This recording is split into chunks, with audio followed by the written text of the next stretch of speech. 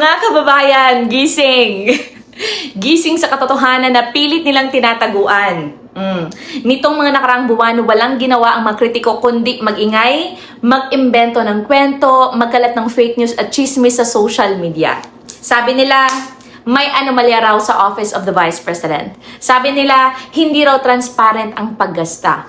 Pero ngayon, nasaan ang inyong mga ingay? Nasaan ang inyong mga matatalas na dila?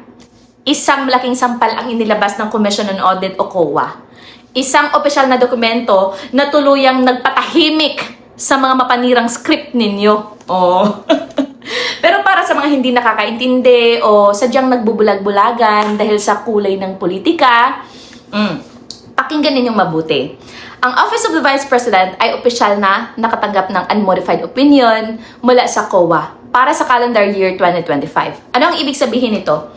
Ito ang pinakamataas na audit rating na maaaring ibigay ng gobyerno. So, ibig sabihin mga kababayan, ang lahat ng talaan ng pananalapi, ang bawat sentimo, at ang bawat transaksyon ay patas, tumpak at sumusunod sa pinakamahigpit na accounting standards.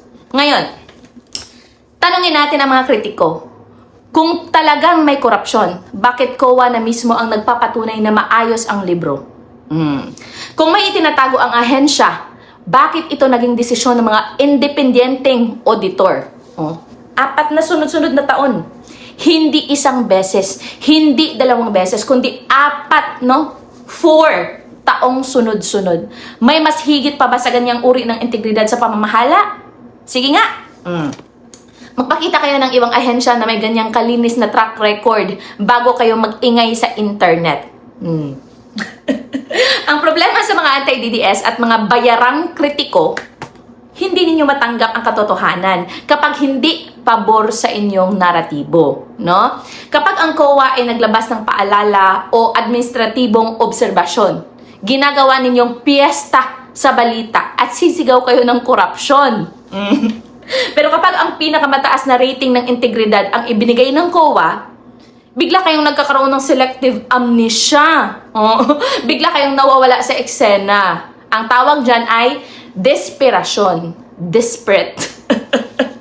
Ang pag-atake sa Office of the Vice President ay malinaw na ingay politika lamang upang takpan ang mga totoong kakulangan sa ibang dako ng pamahalaan. No? Sinusubukan ninyong gibain ang isang institusyon na patuloy na naglilingkod at nagpapakita ng tapat na pamamahala sa pondo ng bayan. Pero ang katotohanan ay parang langis sa tubig, mga kababayan. Kahit gaano ninyo kalabuin ang issue, lulutang at lulutang ang linis ng paggasta kapag ang COA na ang nagsalita, mga kababayan. At para sa pagtatapos ng ating vlog ngayon, nais ko kayong iwanan ng isang napakahalagang talata mula sa banal na kasulatan. Ayon sa Lucas, chapter 12, verse 2, There is nothing concealed that will not be disclosed or hidden that will not be made known. Anong ibig sabihin yan? Walang natatago na hindi maihayag at walang lihim na hindi malalaman. Ang kahulugan ng bersikulong ito, mga kababayan, ay napakasimple, ngunit napakatindi. Maaari ninyong subukang baluktutin ang katotohanan sa pamamagitan ng propaganda. Maaari kayong magtapon ng putik araw-araw upang sirain ang reputasyon ng tapat na pinuno. Ngunit ang Diyos, mga kababayan, at ang panahon ang magpapakita ng tunay na kulay ng bawat isa.